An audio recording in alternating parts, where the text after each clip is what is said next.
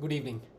As I see it, there are 5 points to this entire Obama issue.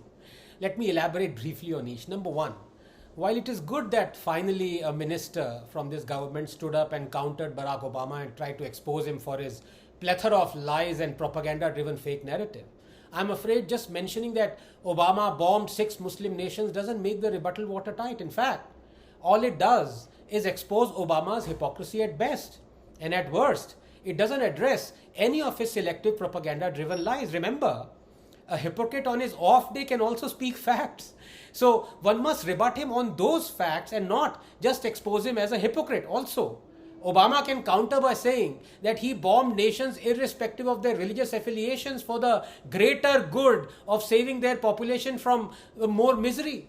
Obama's lies must be countered, therefore, on 4 levels. Number one, remember when Obama came visiting in 2015 and told us off snootily inside our own parliament about human rights and persecution of religious minorities, and president to prime minister down, we remained silent?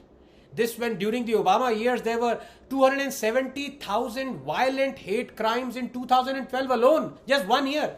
But we remained silent as he waxed eloquent about violence and human rights and Christians under attack, even though that whole narrative turned out to be totally fake. All church attacks were thefts and arson and robberies and nothing to do with communal hate.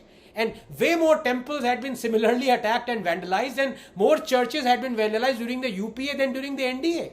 Besides, Obama had also based his propaganda, like so many others before him and after him, on a report by the Washington Post journalist Rana Ayub that falsely blamed Hindus and RSS affiliates for the rape of a nun, even though the perpetrators turned out to be Bangladeshi Muslim immigrants. So before coming to Obama's latest diatribe, we should have asked him about his lies back in 2015 and demanded an apology, but we let it go. And this only emboldens the liars and propagandists. A lesson not given is a lesson not learned. Number two, what does the data tell you?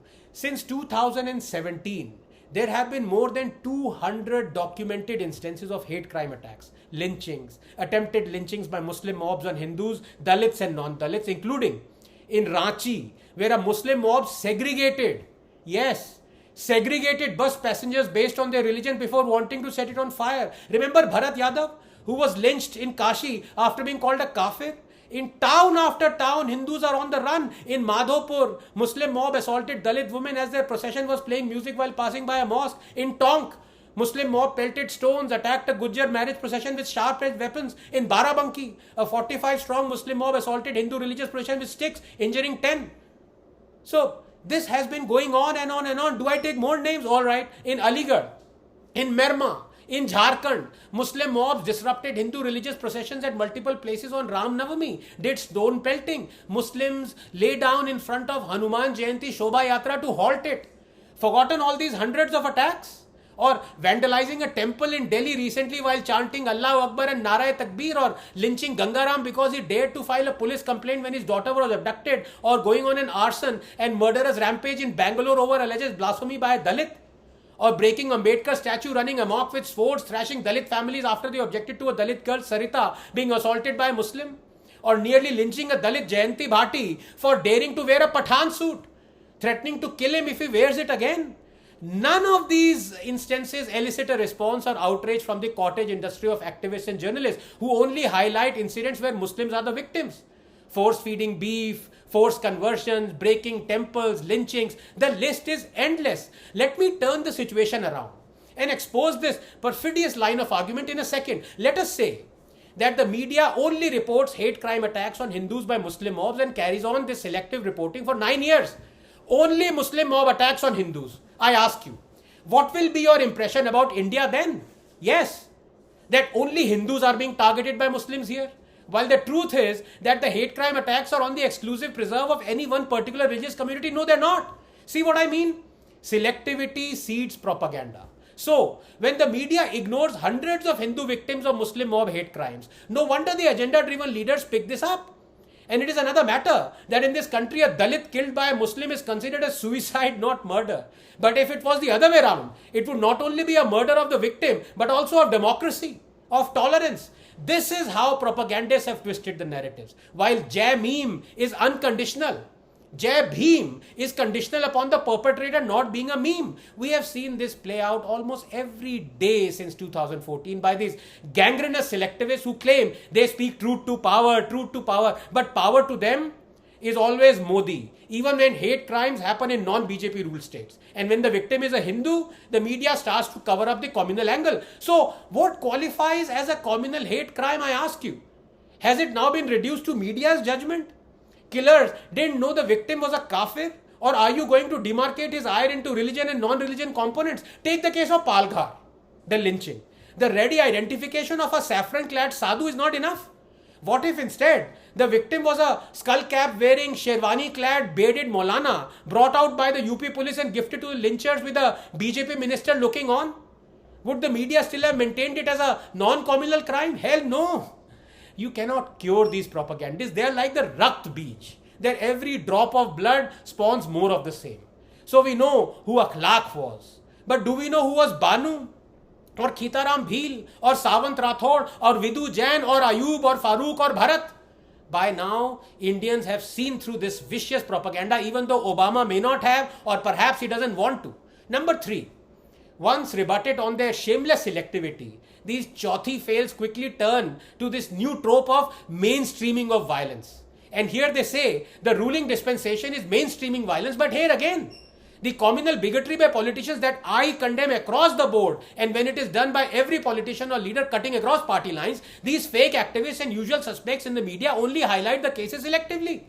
They never outrage on the BSP selecting as a candidate a man, Qureshi, who offered 51 crores to anyone who beheaded Charlie Hebdo journalists. Or when Mehbooba Mufti selects a rape accused as a candidate, or condoles the death of Wani the terrorist, or when the rape accused bishop is welcomed on the streets of Jalandhar by the church officials and believers, or when the ex-vice president presents an award to the PFI chief, or when the Congress MLA says he won't work for Dalits as they didn't vote for him, or when Congress Harish Rawat says those who kill a cow have no right to live in India, or when an SP legislator slaps a woman entering Haji Ali, or when Congress legislators demand hanging of Kamlesh Tiwari, or when Yasin Malik is celebrated by Manmohan Singh, or when Congress leader Nilai Kannan laments why Modi and Shah have not been killed yet, or when CM Stalin felicitates the man convicted in Rajiv Gandhi assassination, or when tens of thousands collect for funerals of terrorists, or when a sitting MLA Tahir Hussain leads a mob and says, quote, teach a lesson to these kafirs, unquote, or when sitting legislators go and pray at the grave of genocidal monster Aurangzeb, then it is not mainstreaming of violence. मैं करूं तो रास लीला, तुम करो तो character ढीला. In 2013, 5 Dalits were raped every single day. Crime rate against Dalits in Kerala is higher than even the national figure according to NCRB. There was a 17% increase in crimes against Dalits under UPA 2. So the crime increased, but intolerance didn't. Was Manmohan Singh mainstreaming violence? Mainstreaming violence, you say. The essence of Azan, which is, quote, there is no God but Allah and no one has a right to be worshipped but Allah 4062. Amplified through the loudspeaker 5 times a day, whole year round near a temple, is not provocative. But celebrating Ram Navami and singing Bhajaman Ram Charan Sukhdai one day in a year near a mosque is? Or when Muslim leaders make incendiary Hindu-phobic speeches as we saw during the anti-CA illegal blockades. Modi ko maro, Shah ko maro, Hindu businesses boycott karo. These leaders and pretend intellectuals allow themselves to become dog whistlers. And a part of this magical mystery tour made up of motley crew of religious fanatics and Modi haters, including a photoshopping extremist hack who cautions Muslims to strategize and stay secular until they obtain majority. A deranged writer who thinks Rafale is an aircraft carrier. A washed up actor who blames Modi for the crimes of Mamata. A bigot stand-up who jokes on Godhra train burning but soils his pajamas when it comes to making fun of his own religion. A kitty party journalist who says she doesn't advocate Indian rule in Kashmir. A screechy radio jockey who demands equal rights for women as long as the women are not Muslim. Together, these fundamentalists proceed from one conference to next, one platform to another, spreading their hate and propaganda. You can't stop them. That is what they're meant to do. You can only expose them. Mainstreaming violence, sure. I wholeheartedly condemn Himanta Biswa Sarma for saying polytheists, Hindus are the worst of creatures 98.6. We will drive the disbelievers into a fire 456. Do not marry polytheists 2221. Refuge of a disbeliever is hell 973. Allah has readied a blaze for disbeliever 3364. Shame on you, Himanta. Number 4. Look, It is high time we talked of real discrimination. Tell me, is it discrimination against Muslims or against Hindus when Ram Navami, Hanuman Jayanti, Durga Puja processions, even Garba celebrations are attacked and stoned with impunity? Is it discrimination against Muslims or against Hindus when Muslims are shouting from mosques they will behead Nupur and all those who oppose Azan and Hijab? Or when Muslims are pouring onto streets demanding beheading of Kajal Hindustani? Or when Muslims are gathering in their tens of thousands for the funeral of terrorist Yaqub Memon? Or when Muslims are rioting in the streets because someone's Facebook post said Aurangzeb was a mass murderer? Is it discrimination against Muslims or against Hindus, Barack Obama, when a sitting Prime Minister says minorities have the first right to resources? Is it discrimination against Muslims, Barack Obama, when Kashmiri Hindus are forced to be refugees in their own land, where one can settle 40,000 Rohingya Muslims, but not 7 lakh Kashmiri Hindus, the land's original inhabitants? Where the judiciary says it is too late to prosecute those who raped, murdered, ethnically cleansed lakhs of Hindus? ये discrimination है. Is it discrimination against Muslims when Hindu temples are exclusively controlled by the state? When Hindus have to beg for Waqf land to celebrate their festival while government usurps hundreds of thousands of acres of temple land and is responsible for more than 100,000 temples losing lakhs of crores in rental income? Tell me, Barack Obama, is this discrimination against Muslims that the RTE Act discriminates only against Hindus and their schools, forcing tens of thousands of them to shut down? Is it discrimination against Muslims when a law was about to be enacted where only the Hindus would have been held guilty in a communal riot even if they were in a minority, for example, in Kashmir?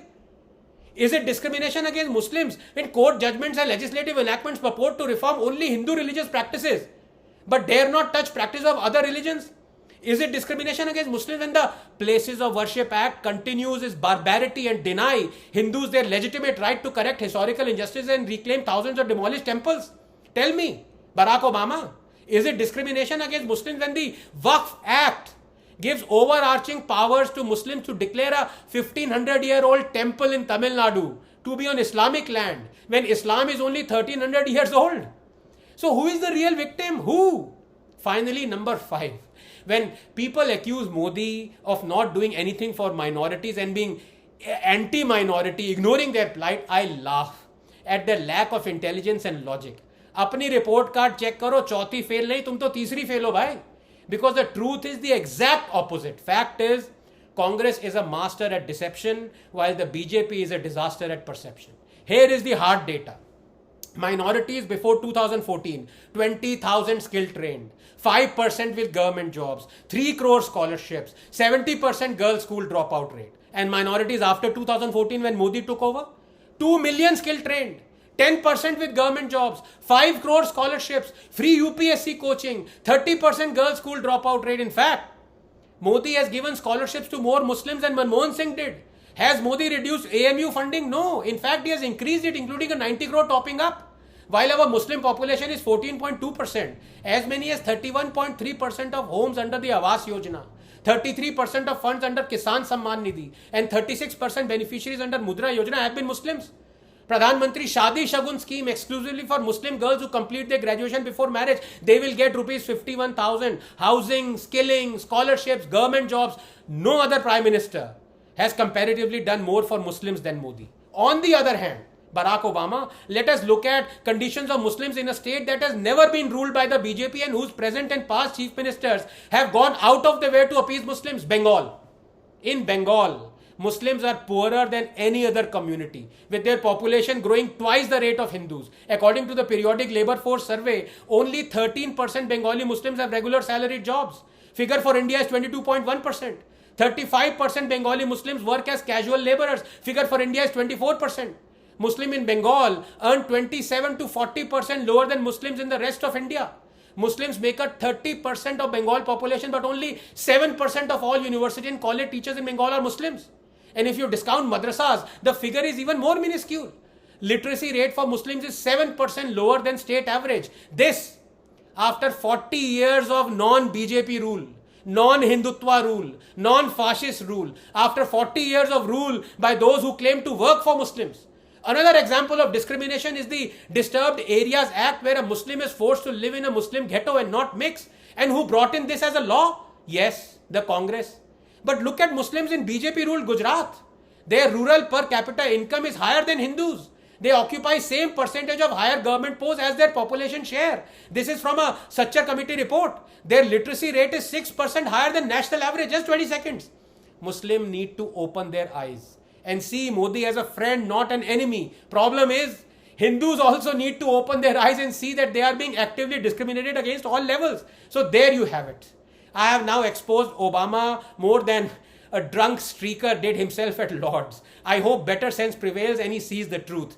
But to do that, he'd have to stop reading New York Times and Washington Post. Would he do that? I doubt it. But then again, maybe he wants to read articles written by Modi in these newspapers. क्या करें बाबू भैया, सभी का घर शीशे का है.